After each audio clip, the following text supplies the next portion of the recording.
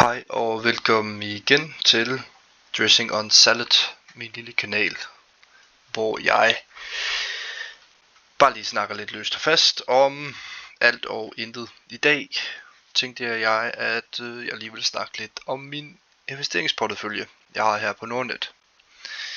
Helt grundlæggende så har jeg 177.713 kroner, og i den periode jeg har investeret, som er siden 2021 til 2024, altså i dag, har jeg et afkast på lige godt 40%, 42%, som du kan se her, og det svarer til 30.000 kroner.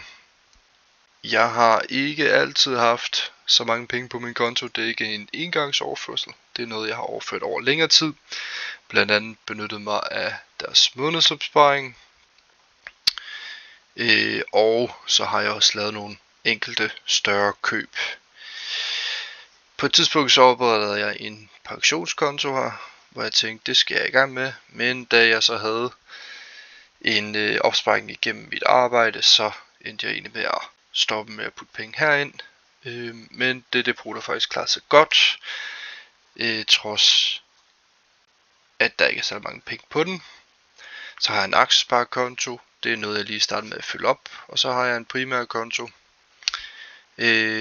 som det er der jeg har haft hoveddelen af mine aktier. Nu forsøger jeg ligesom at få fyldt den her aktiesparekonto op.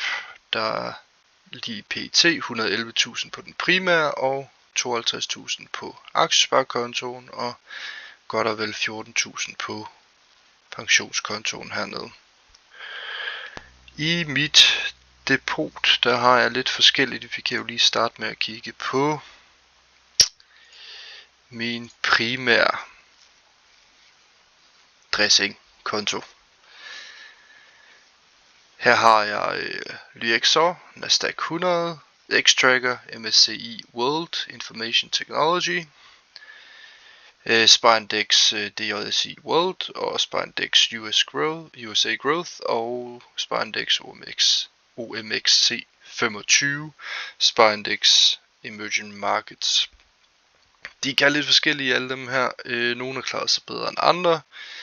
Jeg har købt mange af dem i forbindelse med månedsopsparing, så vidt jeg lige kan huske, hvilket man også kan se, når man går ind på den her. Der kan vi se DJSI World, der har jeg været så god, at jeg har købt rigtig meget på toppen, men heldigvis også en del på bunden, så må ikke at den begynder at give noget positivt. Det har den gjort, den har givet positiv afkast, og forhåbentlig fortsætter med at give positiv afkast fremadrettet. Jeg har tjent 1.925 kroner på den, hvilket jeg er meget glad for. Jeg har også tjent gode penge på den her Xtrackers, MSCI World Information Technology. Den består blandt andet af Apple, som står for 20% af beholdningen, 17,5% for Microsoft, 11,69% for Nvidia, og jo længere vi kommer ned, jo flere kommer der man ikke lige kender. Adobe kender man, Advanced Micro Devices kender man også, men resten er ikke lige noget jeg har et overblik over. De her videoer er som sagt bare mig der snakker lidt. Det er ikke fordi jeg har sat mig så synderligt meget ind i tingene, så endelig ikke. Det her det er jo ikke købsanbefalinger, det er jo ikke rådgivning, det er jo ikke noget som helst. I kan bare se og følge med, så vi har købt, se hvordan det er gået. Forhåbentlig så er det måske bare en lille bitte smule hyggeligt. Jeg håber i hvert fald at det giver dig en lille smule værdi. Jeg er slet ikke i tvivl om at det kommer til at give mig en masse værdi i forhold til at jeg får sagt ting højt, som jeg måske allerede har tænkt lidt over, men aldrig nogensinde lige har fået sat ord på. Og det er simpelthen fordi jeg ikke har særlig mange venner. Sådan det er jo. De absolut dårligste det er USA Growth og C25 og Emerging.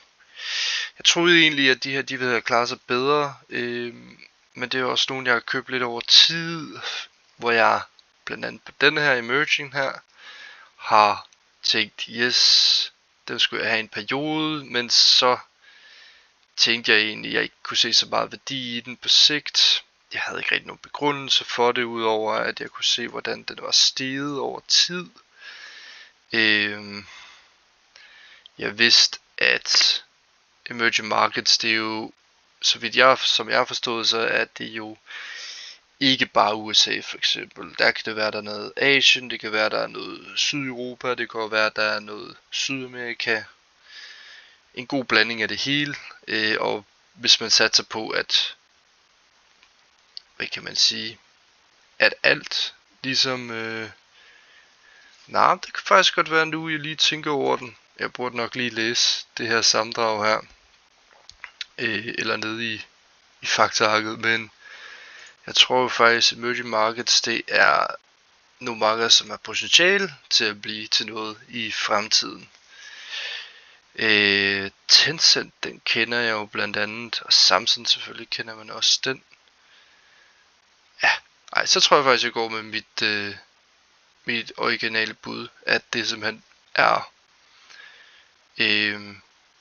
mange forskellige steder rundt i verden, hvor det med tid måske bliver mere og mere populært.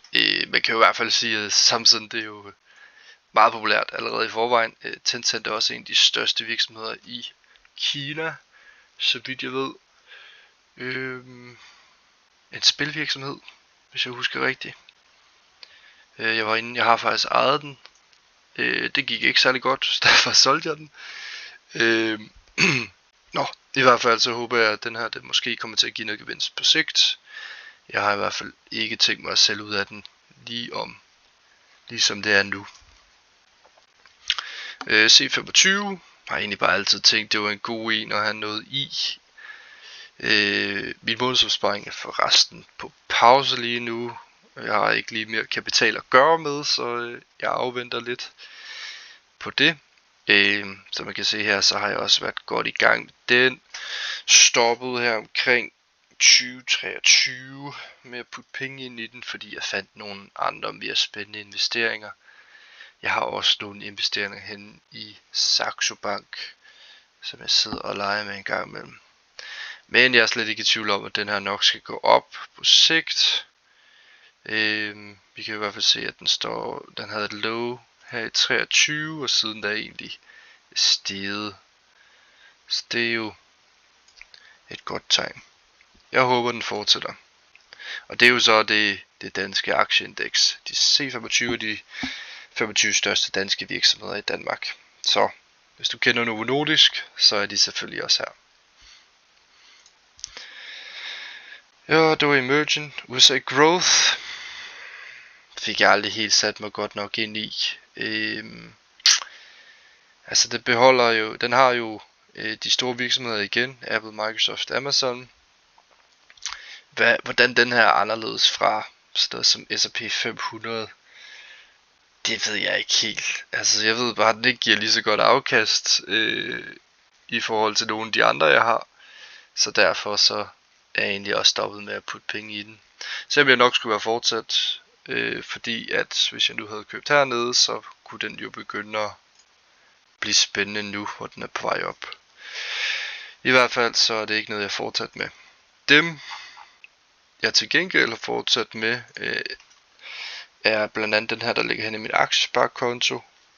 Her har jeg for nyligt investeret 51.608 kroner i den her, der hedder Xtrackers MSCI World Information Technology, som er en teknologi ETF i euro, og jeg har simpelthen valgt at købe den i euro, fordi at jeg ikke gider have valutarisikoen.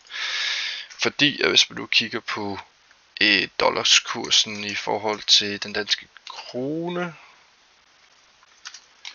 så kan vi jo se, det er den forkerte vej, prøv lige den anden vej, at dollaren over tid er blevet svækket. Det vil sige, at hvis jeg investerer i en amerikansk aktie i dollars, så vil min investering være blevet mindre penge værd med tiden, i forhold til, selvom den vil være steget, det kan være aktien er steget, men Den er ikke steget lige så meget som den kunne, fordi at dollaren er svag over for den danske krone, så når jeg skal sælge min aktie, så vil jeg få mindre for mine amerikanske dollars i danske kroner, end jeg ville have gjort tidligere. Lidt kompliceret, men jeg håber det er sådan nogenlunde til at forstå. Jeg kan godt hvis der er nogen der vil have det på et tidspunkt, så kan jeg godt gå ind og gå lidt mere i dybden med, hvorfor jeg vil få mindre ud af mine penge.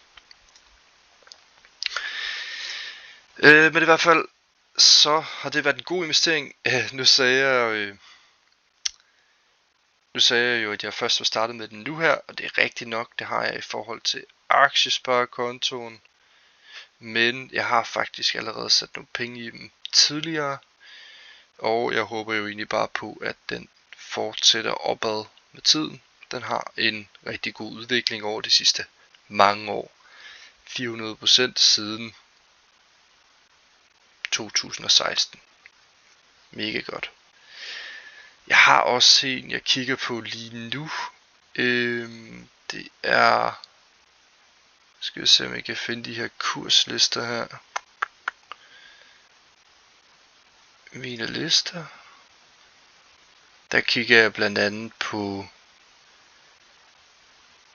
de her to her. Det er den samme, ikke? Jo.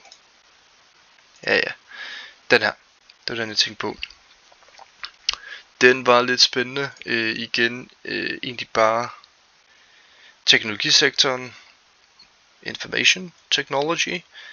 Så noget som Apple, Microsoft, Nvidia og alle dem, man ikke kendte. Men til gengæld så leverer den altså lidt bedre resultater af en eller anden grund. Jeg kan ikke helt forstå, hvorfor der er nogen, der minder så meget om hinanden, leverer et andet resultat. Men den her, hvis man bare kigger på et år, så er den givet 54%. Hvorimod den jeg har, den her, der hedder Xtracker MSCI World Information, på et år har givet 49%. Så det er jo ikke stor forskel. 49%, 54%, men der er jo en forskel. Så det kunne være en god idé. Jeg plejer, eller tidligere så har jeg faktisk gået efter de stipenderende, altså dem hvor der står DIST på, tror jeg, eller DISS. Lidt tvivl om hvad fint der står. Dem er, når der står ACC, så betyder det, at i stedet for at udbetale udbytte til mig, så vælger de bare at geninvestere det, der normalt vil blive givet i udbytte. På den måde så undgår jeg at skulle betale skat af udbytte. Så det er jeg begyndt at gøre. Yes, og jeg har naturligvis benyttet mig af aktiesparekontoen for at betale en lavere skat på mit afkast i fremtiden. Det man skal huske, det er jo, at aktiesparekontoen den er lagerbeskattet, det vil sige, at den bliver beskattet hver år af afkastet. Hvorimod de andre, afhængig af hvad man køber selvfølgelig, de er realisationsbeskattet i... Ja, nu skal jeg passe på hvad jeg siger. På aktiesparekontoen, der vil det bare altid være lagerbeskattet, altså hvor man betaler skat hver år af sine investeringer. På de normale, på min primære konto, hvis jeg nu køber nogle bestemte nogen, så kan de sagtens være det der hedder realisationsbeskattet, som jo egentlig bare betyder, at først når jeg sælger, så betaler jeg skat af gevinsten.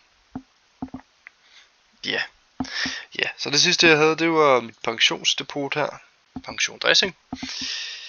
Her har jeg noget Lyxor, Nasdaq 100, Berkshire Hathaway har været fantastisk godt, og Vestas Wind Systems, største udbyder af vindsystemer i hvert fald i Danmark, sikkert også nogle steder i verden. Den har klaret sig knap så godt, desværre. Jeg ved ikke helt, hvad jeg skal forvente til fremtiden, men jeg har så lidt penge investeret i den, at jeg egentlig bare tænker, at jeg lader den stå. Berkshire Hathaway har været en god investering. Det er den gode Warren Buffett, der ejer virksomheden. Hvis du ikke kender ham, så anbefaler jeg, at du lige ser en YouTube-video med ham. Men meget kendt investorer over i USA. Og Lyxor Nasdaq 100 købte jeg egentlig igen. Jeg satte mig selvfølgelig lidt ind i det, da jeg købte den. Men købte den, fordi at den har leveret utrolig godt afkast over mange år. Og det har været en del af min månedsopsparing, så jeg har købt rigtig meget løbende. Så skal vi lige prøve at se her, hvordan den er udformet. Så her kan jeg ikke engang se beholdningerne. Jeg kan til gengæld se, at der er rigtig meget i teknologisektoren. Og det er noget, der går igen ved mange af mine investeringer, så vi allerede nu kan se. Relativt lav OP. Igen euro. Akkumulerende. Men hvad er det egentlig, den følger?